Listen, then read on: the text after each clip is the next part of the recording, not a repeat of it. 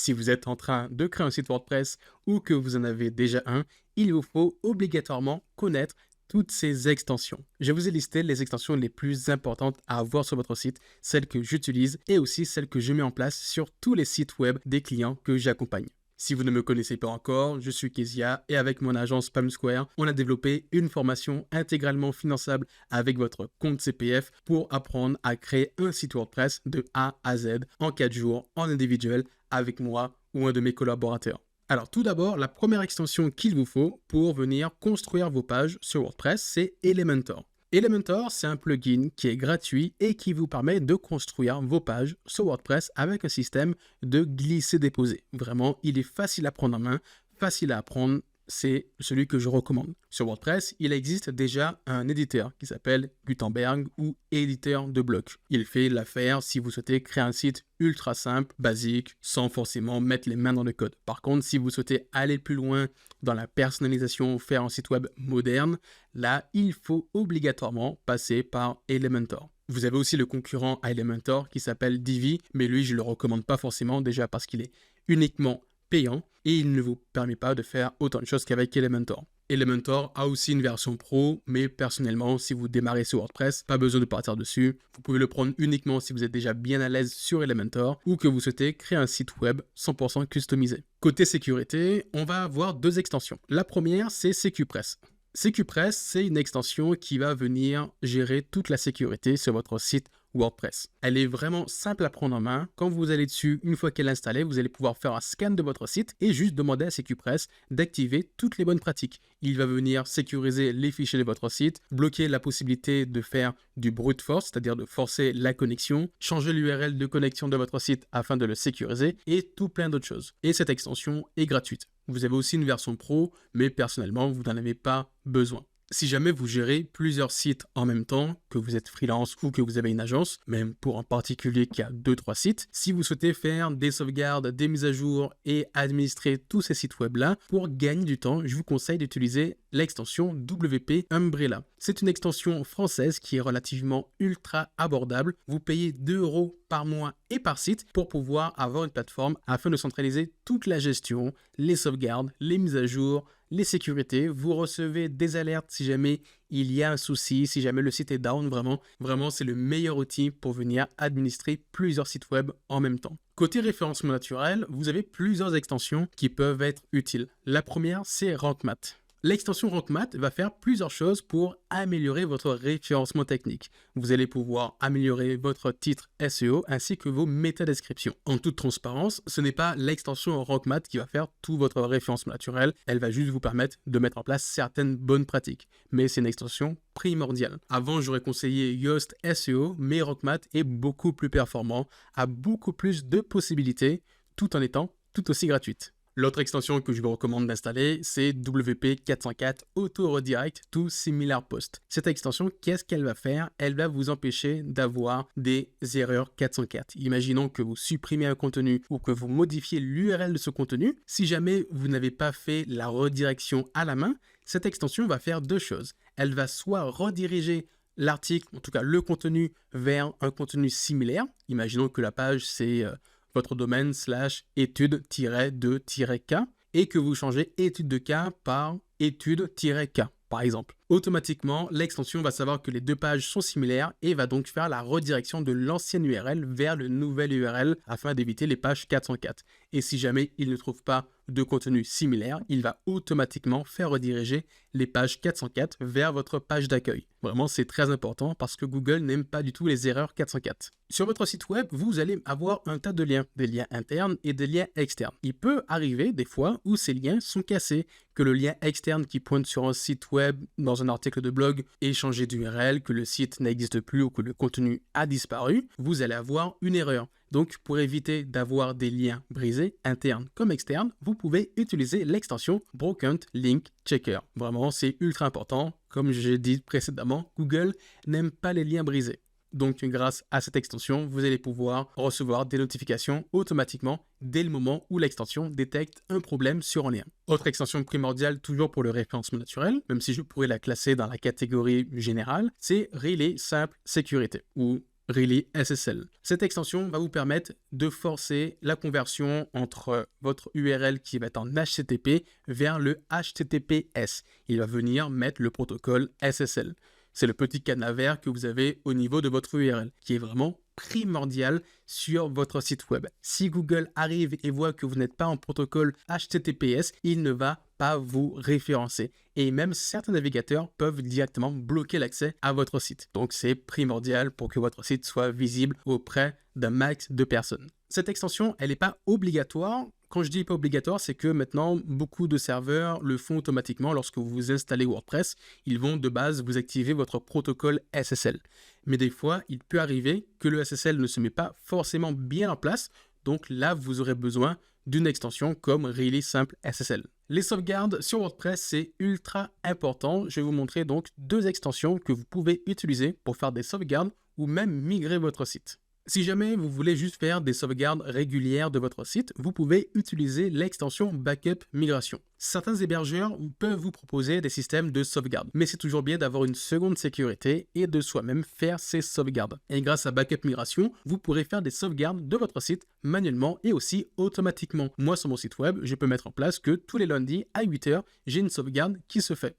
Et après, ces sauvegardes, je peux les mettre sur mon PC, les mettre sur un drive afin de sécuriser mon site web et de le restaurer plus tard. Et j'ai même la possibilité, avec Backup Migration, de migrer mon site web. Si jamais ça vous intéresse, sur ma chaîne, vous pourrez retrouver une vidéo dans laquelle je vous explique de A à Z comment migrer votre site. Il y a une autre extension, mais elle qui est un peu plus technique pour faire des sauvegardes et aussi pour migrer son site, c'est Duplicator. Duplicator fait à peu près la même chose. Créer des sauvegardes manuellement ou automatiquement, restaurer ces sauvegardes et aussi migrer votre site web. Personnellement, si vous êtes débutant, utilisez plutôt Backup Migration. Si vous êtes un peu plus avancé sur WordPress, allez plutôt utiliser l'extension Duplicator. Parce qu'avec Duplicator, vous devrez paramétrer en amont une base de données, accéder au gestionnaire des fichiers sur votre serveur FTP. Et ça, quand on débute, on ne sait pas forcément ce que c'est qu'un FTP, comment gérer des bases de données. Donc, autant partir sur l'extension la plus simple. Donc, pour rappel, en description ou sur ma chaîne, vous pourrez retrouver une vidéo dans laquelle j'aborde ces sujets. Concernant la vitesse de chargement de votre site WordPress, je peux vous conseiller 2 extensions. La première, c'est Lightspeed Cache. Lightspeed Cache va vous permettre d'améliorer considérablement la vitesse de votre site WordPress. Il va venir compresser les fichiers inutiles, optimiser le chargement des éléments qui sont en arrière-plan, tout en créant un système de cache. Ça veut dire que votre site web, il sera constamment préchargé. Si jamais je viens dessus, je ne devrais pas charger toute la page, mais charger une version qui sera préchargée. Je ne sais pas si je peux le dire comme ça, mais en tout cas, ça vous permet de passer par exemple de 3 secondes de chargement à 1 seconde, voire 1 seconde 1, ce qui est vraiment pas négligeable. Parce qu'il faut savoir, c'est très important, mais plus votre site web va être lent, moins bien il sera référencé. Et si jamais vous souhaitez tester la vitesse de chargement de votre site web, vous pouvez aller sur cet outil.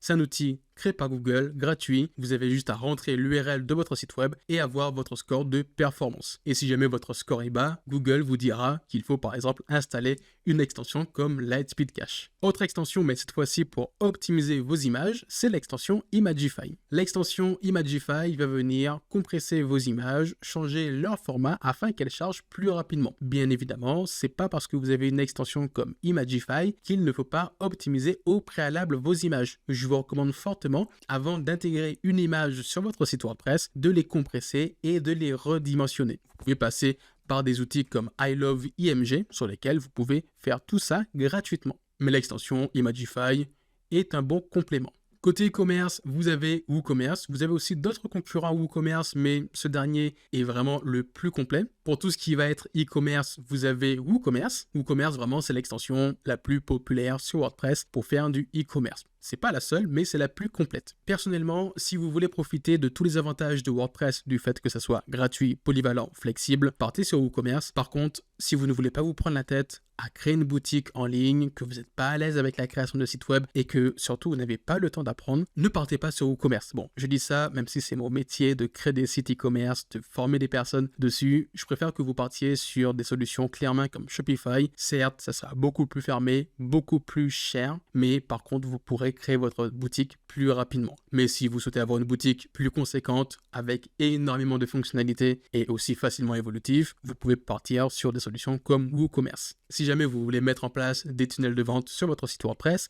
vous pouvez utiliser ce genre d'extension. Je ne vais pas le prononcer en anglais parce que je vais encore écorcher le nom de l'extension, mais en tout cas, celle-ci peut être plutôt bien pour créer des tunnels de vente. En tout cas, c'est celle que je pourrais vous recommander. Pour tout ce qui va être formulaire de contact, il y a 2 extensions que je peux vous recommander. Il ne faut pas prendre les deux, vous choisissez soit l'une, soit l'autre en fonction de celle que vous préférez, que ce soit au niveau des fonctionnalités ou de l'interface. Le problème sur WordPress, c'est que les extensions pour créer des formulaires de contact comme Contact Form 7 et WP Form sont populaires, par contre sont fortement limitées. Alors qu'avec des extensions comme Formidable Form, vous allez pouvoir faire énormément de choses en plus, connecter votre formulaire à des CRM, créer des systèmes de logique, tout ça gratuitement. Personnellement, c'est celui que j'utilise sur la plupart de mes sites, mais vous avez aussi la possibilité de créer vos formulaires directement avec Elementor Pro. Si jamais vous avez Elementor Pro, vous avez les widgets formulaires pour pouvoir en créer. Et l'autre que j'utilise, c'est Forminator. Forminator, il fait à peu près la même chose que Formidable. La seule différence, c'est qu'il va rajouter des systèmes de paiement, si je ne me trompe pas, de quiz et de graphiques. Forminator a un peu plus de fonctionnalités. Il s'intègre à l'écosystème WP MUDev, qui est une entreprise qui crée tout un tas d'extensions sur WordPress, que ce soit au niveau de la sécurité, la vitesse de chargement,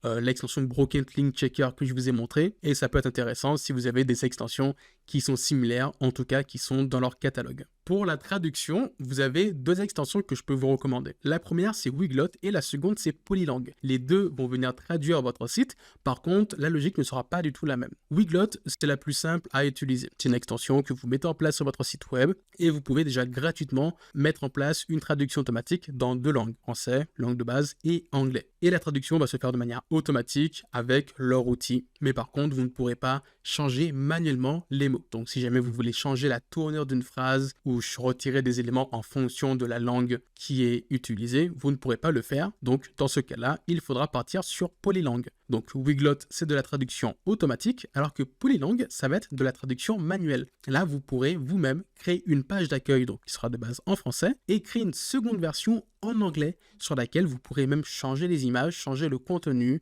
les boutons, vraiment faire une page totalement différente. Imaginons que le commercial qui va s'occuper des clients en anglais est différent que celui qui va s'occuper des clients en français. Vous pouvez mettre un lien de contact qui sera totalement différent, ce que vous ne pouvez pas faire avec Weglot. Et enfin, pour finir, on est un peu dans la catégorie des extensions autres, dans laquelle j'ai mis une extension qui est indispensable si vous souhaitez que votre site web soit bien indexé et connecté à tous les outils de Google, c'est l'extension Google Sitekit. C'est une extension à installer une fois que votre site web est prêt à être mis en ligne, qui va vous permettre de connecter en quelques secondes votre site web à Google Analytics ainsi que la Search Console. Si jamais vous souhaitez savoir comment faire, je vous mets en description ou sinon vous pouvez retrouver directement sur ma chaîne une vidéo dans laquelle je vous montre comment indexer votre site WordPress et aussi comment installer et configurer ces extensions. L'autre extension qui est plutôt intéressante, encore une fois reliée à Google, c'est l'extension Widget d'avis Google et comme son nom l'indique, elle va vous permettre de mettre en avant des avis Google qui sont présents sur votre fiche. Si jamais vous avez une fiche établissement avec Google, vous pouvez automatiquement faire apparaître les derniers avis sur n'importe quelle de votre page sans devoir le faire manuellement. Et enfin, pour tout ce qui va être cookies et RGPD, vous pouvez utiliser l'extension Compliant qui va vous permettre de mettre en place un petit bandeau d'acceptation des cookies et aussi vous générer votre page et régler tous les paramètres en fonction, en rapport avec le RGPD européen ou autre. Avec toutes ces extensions, vous vous assurez d'avoir un site web le plus complet possible, en tout cas avec les extensions primordiales à avoir. Bien évidemment, il ne faut pas installer trop d'extensions sur son site WordPress.